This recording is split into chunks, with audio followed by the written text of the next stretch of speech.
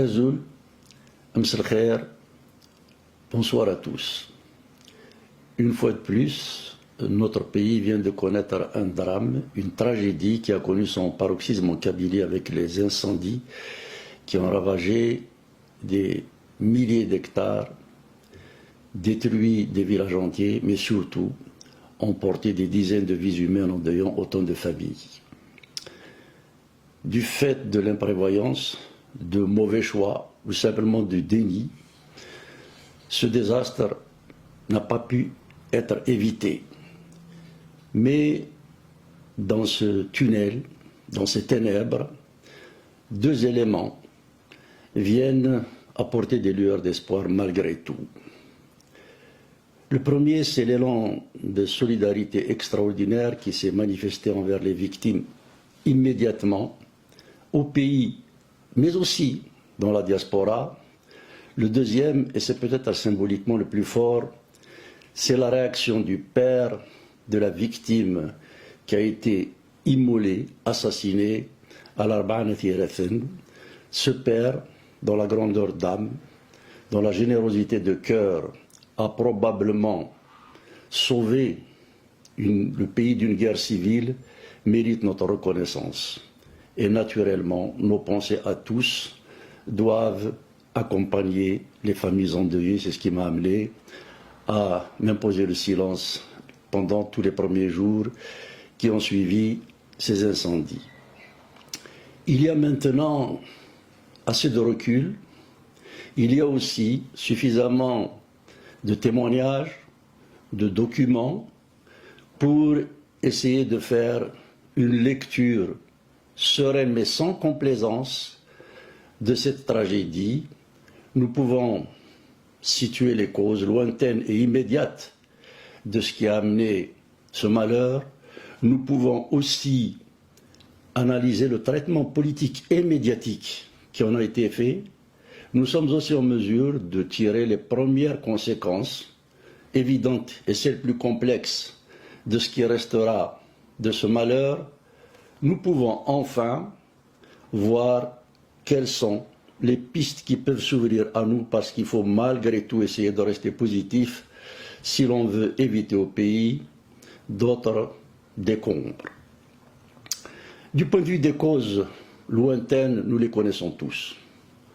Lorsqu'un pays commence son indépendance par un coup d'État contre l'instance légale qui était le GPRA, lorsque l'on exécute un jeune colonel de l'ALN au motif qu'il aurait appelé à la sécession du Sud, ce qui était faux, lorsque l'on assassine Mohamed Khidr, Allah yarhamou, à Madrid parce qu'il avait émis, il était légitime pour le faire, un avis contraire à ce que préconisait le régime d'alors. Lorsque l'on étrangle Karim Belkacem, il ne faut pas s'étonner que le désespoir, la violence engendre le désenchantement. Plus immédiatement, beaucoup de nos concitoyens ont alerté, condamné, certains même ont déposé des plaintes contre un certain nombre de propos prononcés publiquement contre les Kabyles. Ces propos n'ont pas été tenus par des yeux luberlus dans un bain mort ou dans un café. Ils ont été tenus par une députée, pour d'autres par un sénateur, d'autres enfin par un ancien ministre qui aspirait à être chef de l'État.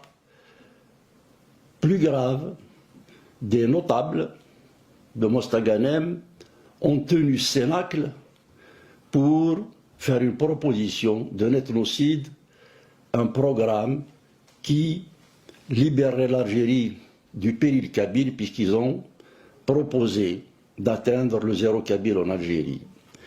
Il ne faut donc pas s'étonner que tous ces propos restés sans sanction jusqu'au moment où nous parlons aient aggravé des passions sur lesquelles certains ont pu embrayer pour faire passer des avis ou des idées qui jusque-là n'avaient aucune chance d'être entendues.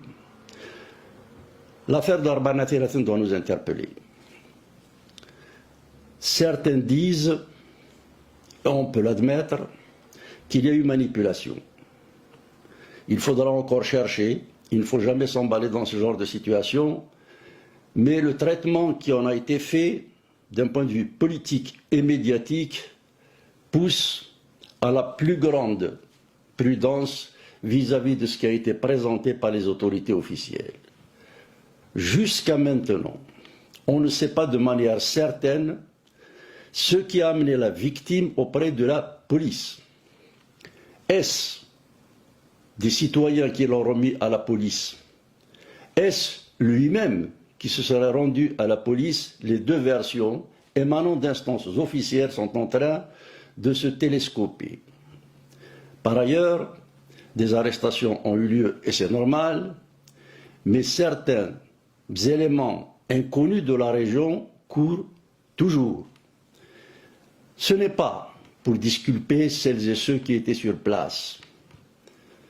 Il y a 20 ans de cela, cette chose, cette horreur n'aurait pas pu se produire.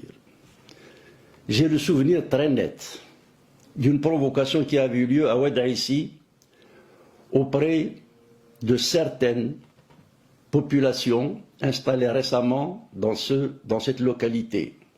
Nous étions en 1980. Ces populations arabophones, peut-être affolées, peut-être persuadées que ce que nous disions pouvait être une menace, avaient témoigné une certaine bienveillance, voire une certaine fidélité au service de police, au service de sécurité qui nous pourchassait. Nous avons immédiatement pris l'affaire en main. Des étudiants, des infirmiers, des syndicalistes de la Sonelec ont invité les habitants de la périphérie pour faire un cordon sanitaire autour de ces populations et aucun incident, malgré les provocations qui ont eu lieu, ne s'est produit. Si donc l'incident de l'Arba'a a eu lieu, c'est bien parce qu'une certaine régression a aussi atteint cette région qui fut longtemps exemplaire à mains égards en matière de civisme. Du point de vue maintenant du traitement médiatique, nous avons tous suivi la conférence de presse de la DGSN. D'abord, il n'est pas normal que ce soit la police qui fasse la conférence de presse alors que l'on constate tous la discrétion de l'institution judiciaire, notamment du procureur de la République. La police est là pour enquêter, investiguer, fournir les éléments de ses recherches à la justice qui doit instruire un dossier. Nous sommes dans une situation rigoureusement inverse de celle qui prévaut dans un état de droit. C'est la police qui communique, je dirais même que c'est la police qui monte le dossier, qu'elle transmet ensuite à la justice pour exécuter les résolutions auxquelles les services de sécurité sont arrivés. Ce n'est pas très simple. Et ça n'ajoute pas à la crédibilité de la parole publique dans cette affaire. Du point de vue maintenant des conséquences qui peuvent, hélas, advenir de cette affaire, il y a les conséquences immédiates. Il semble bien que tout soit mis en œuvre pour désigner une fois de plus la Kabylie comme un danger à la cohésion nationale.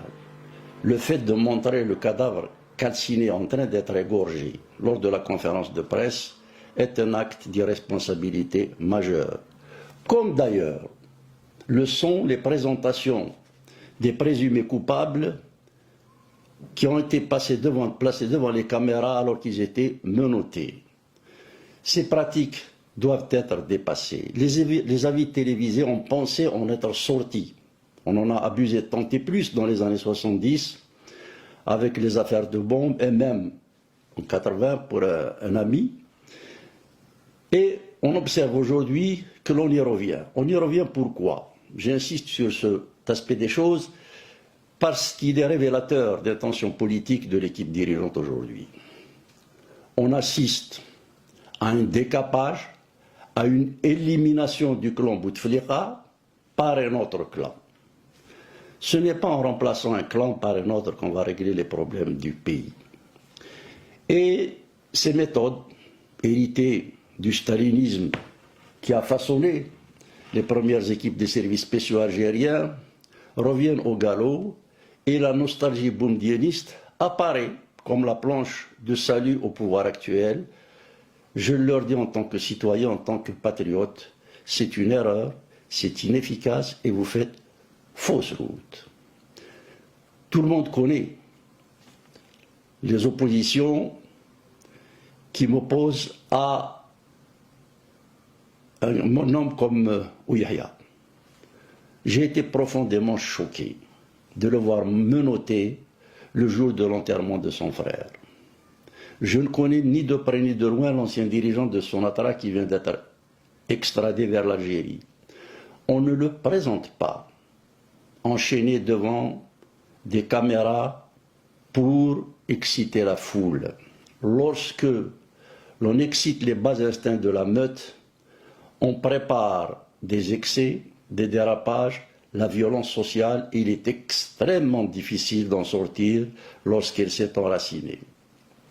Tout cela pour dire donc qu'on est dangereusement en train de repartir vers des pratiques politiques dont le peuple algérien pensait malgré tout être sorti depuis la fin des années 70.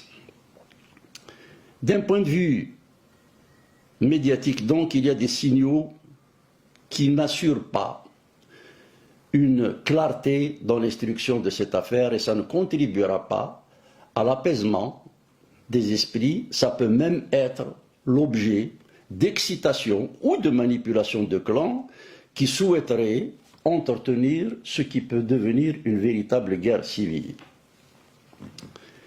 Quels sont maintenant les enseignements que l'on peut en tirer?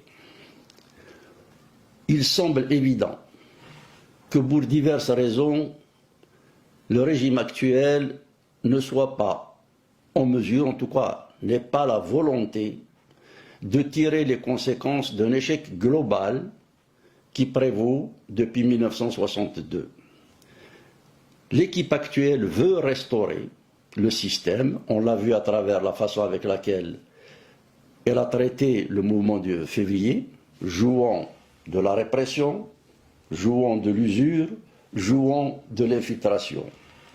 On le voit aussi avec la façon avec laquelle elle reste dans le déni pour ce qui concerne ces incendies. Et l'affaire de l'Arbanatiration, à mon avis, vise deux choses. La première, c'est de faire diversion sur l'incurie, l'incapacité des pouvoirs publics, je reviendrai là-dessus. La deuxième, c'est de désigner la Kabylie parce que, malgré la stigmatisation, malgré toutes les opérations qui ont été montées contre elle depuis 1962, ce n'est pas la peine de repartir jusqu'à Cap Sigri, les poseurs de bombes, etc., etc., le combat démocratique, les luttes citoyennes menées en Kabylie ont fini par trouver écho en dehors de cette région. Or, s'il y a une chose sur laquelle le système algérien n'admettra jamais la moindre évolution, c'est de décaler l'organisation de la cité autour de la citoyenneté. C'est ce qui fait que, aujourd'hui encore, cette solidarité qui s'est manifestée dans les populations à l'endroit de la Kabylie a probablement précipité une manipulation de plus contre cette région. Ce qu'il faut bien entendre aussi, c'est que cette diversion permet d'évacuer l'incapacité des pouvoirs publics sur une tragédie qui était à la fois prévisible et évitable.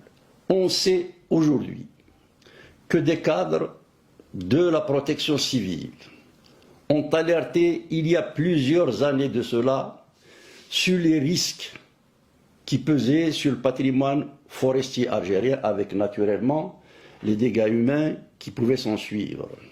Il y a 5 ans de cela, des cadres ont fait une proposition pour l'acquisition de 5 Canadair.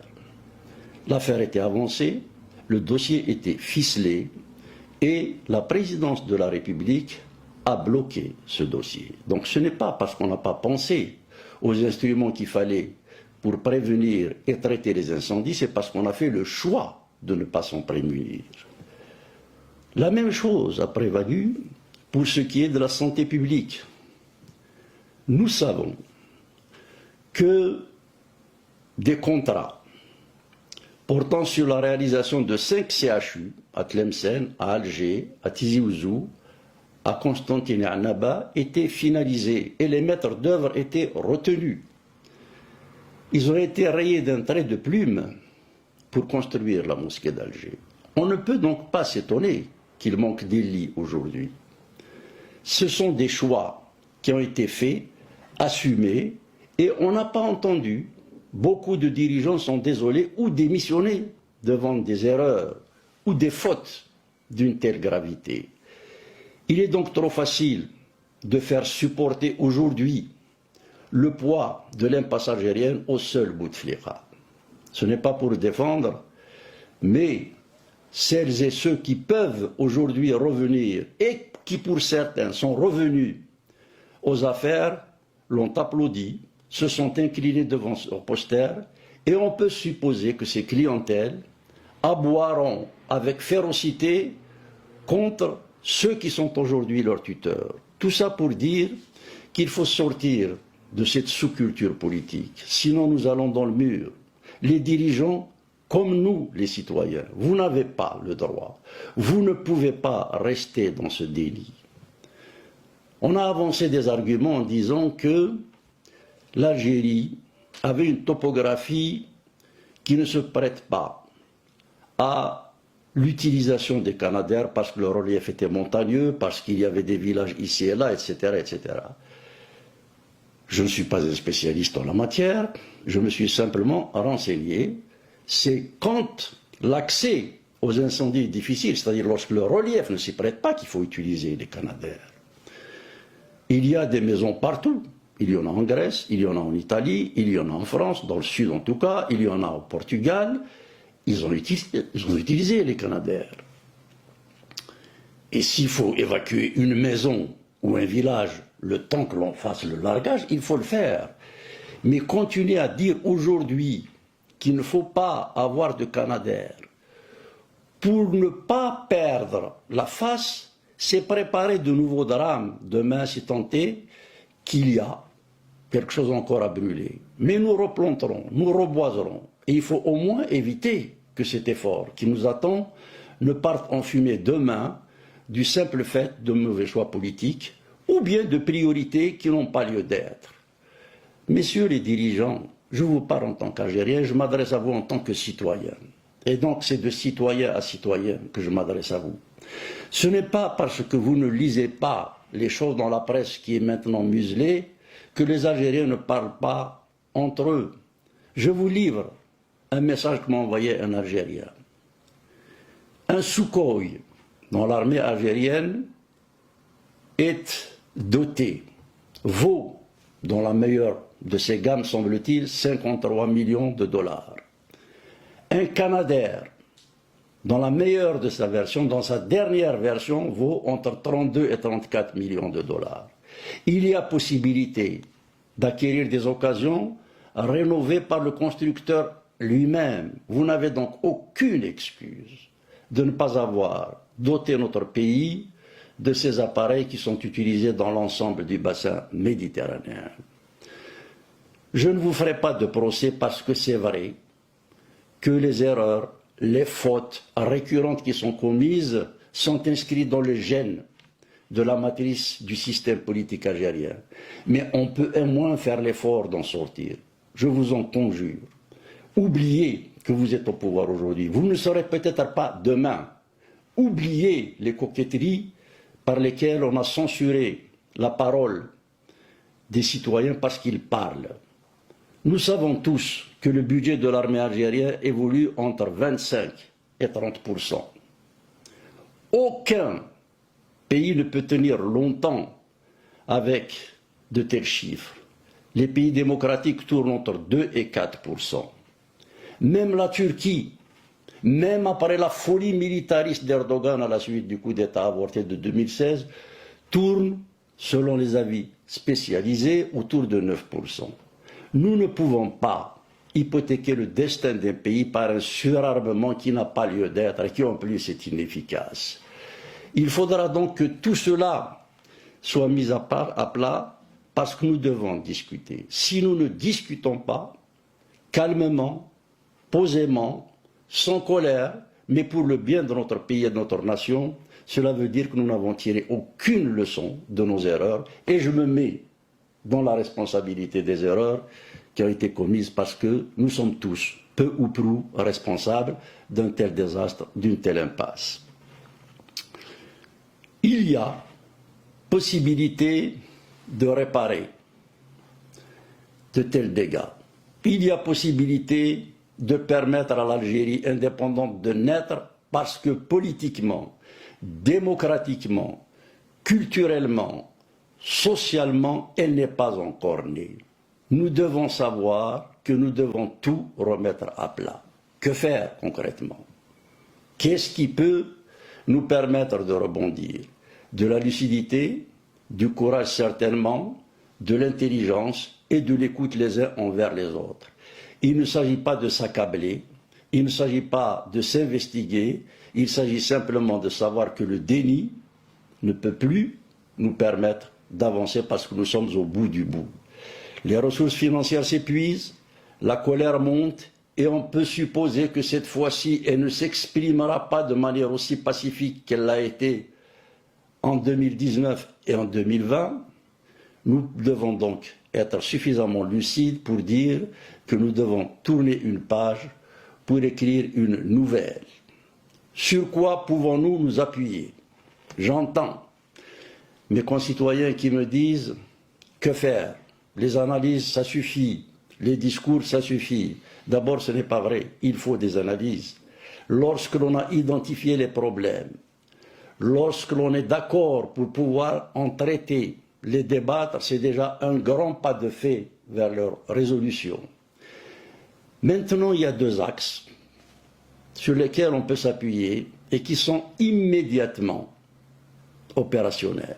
Le premier, je l'ai évoqué auparavant, c'est ce formidable élan de générosité qui est monté du tréfonds des âmes de nos concitoyens. Nous devons mieux l'encadrer, nous devons le valoriser au lieu de le stigmatiser comme l'a fait l'ambassadeur d'Algérie à Paris, qui a eu des propos absolument irresponsables.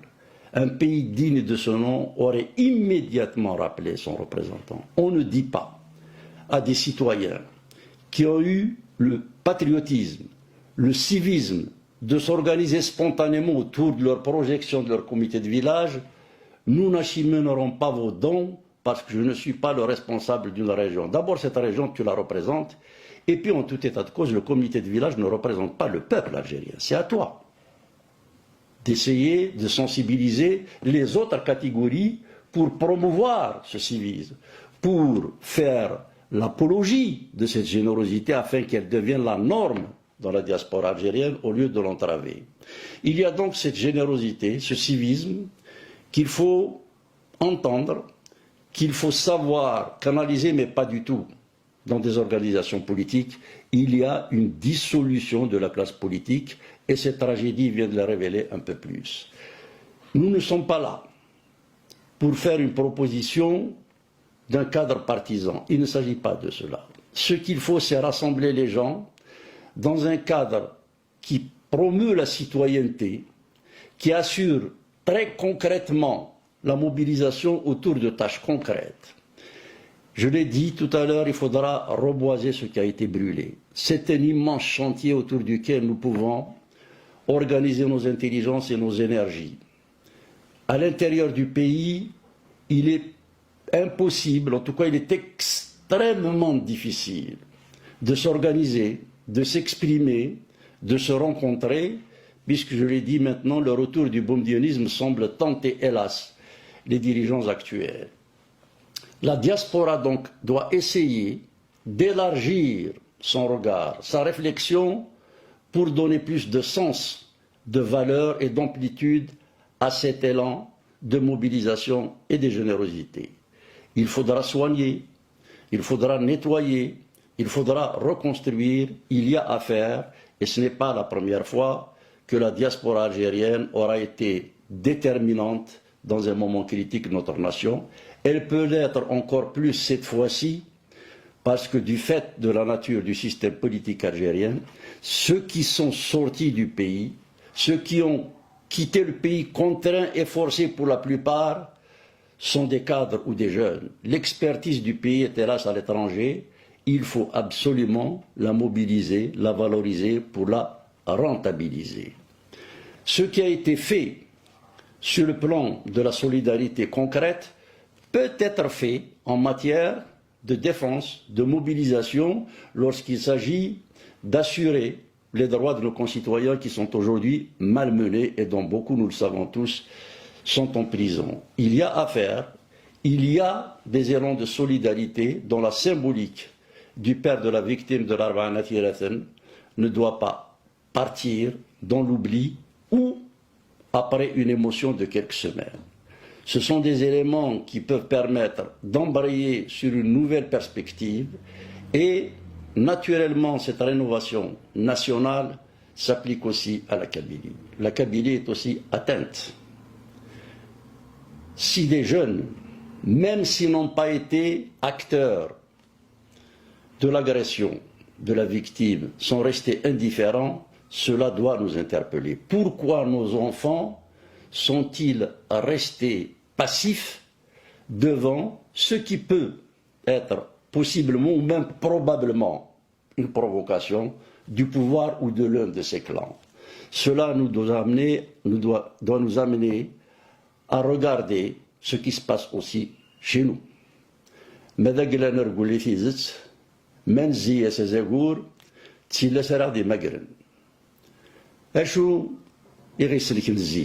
داشو جاني من زنا ذوال يتسراني ووال حشامي ديرس الراين الصواب.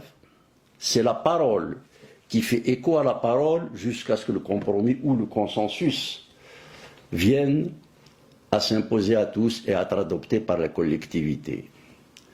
Cette capacité à échanger, cette capacité à s'écouter est en train de se perdre. Athènes, أسجلف جوس ثرف يبغى هذه مظل أول لا قبل المعقول ماذا قلنا نوي نولي ثقين تسلا سرادي مقرن.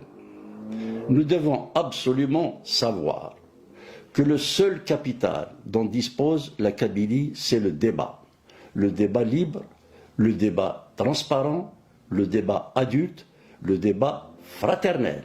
Ces parasitismes induits par un populisme dangereux qui est en train de produire de l'invective, de l'intimidation, voire de la violence, amènera d'autres incidents de l'Arba'ana Thirathen.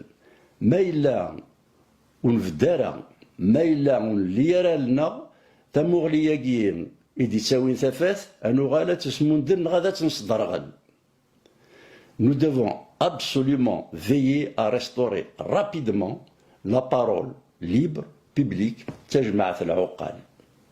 Nous avons greffé sur ces valeurs ancestrales, et je ne fais pas de la nostalgie gratuite, la raison scientifique, نلقمس تموسني ثلاث ذايني غير صاودنا لارمبين إذن سولي ثمورث القبائل القارثية ذايني تصاودنا لارمي تمقول دغورس وذني إقار في فرنسا يكون يدي ربان أتسوغالم ذا المثول ذا رشتاقين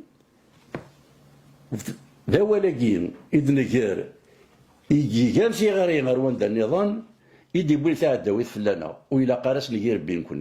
devons absolument veiller à ce que le patrimoine culturel, citoyen, social qui prévaut en Kabylie soit restauré rapidement. Il y va de son intérêt, celui du pays et de toute la région d'Afrique du Nord.